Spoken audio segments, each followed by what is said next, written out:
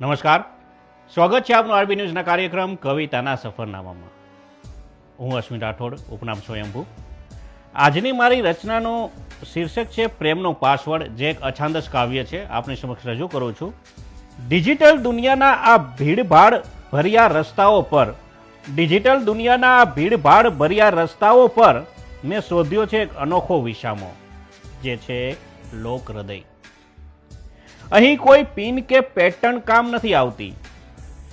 સંબંધોના સર્વરમાં લોગિન થવા માટે માત્ર એક જ કીવર્ડ કામ કરે છે, જેને કહેવાય છે પ્રેમનો પાસવર્ડ. આ પાસવર્ડ કોઈ આંકડાઓ કે અક્ષરોનો બનેલો નથી. એ તો બનેલો છે અડધી રાત્રે કોઈના આંસુ લૂછવાની હિંમતથી, સામેની વ્યક્તિના મૌનને વાંચવાની કળાથી અને સ્વાર્થ વગરના સ્મિતની શુદ્ધતાથી.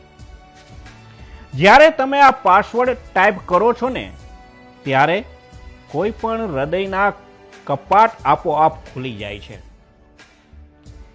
ત્યાં કોઈ એક્સેસ ડિનાઇડનો ડર નથી હોતો. હોય છે બસ લાગણીઓનું અવિરત અને અનલિમિટેડ ડેટા શેરિંગ. ચાલો આજના યંત્રવત યુગમાં આપણા સ્નેહના સોફ્ટવેરને થોડું અપડેટ કરીએ ને નફરતને ડિલીટ કરીએ અને વિશ્વાસને સેવ કરી લઈએ.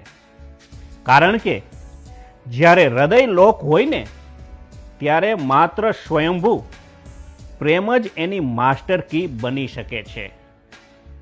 કે ડિજિટલ દુનિયાના ભીડભાડ ભર્યા રસ્તાઓ પર મેં શોધ્યો છે એક અનોખો વિસામો, લોક હૃદય, પ્રેમનો પાસવર્ડ.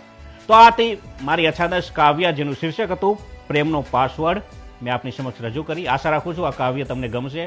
હું હતો આરબી ન્યૂઝના કાર્યક્રમ કવિતાના સફરનામામાંથી અશ્વિન રાઠોડ, ઉપનામ સ્વયંભૂ. નમસ્કાર, અસ્તુ.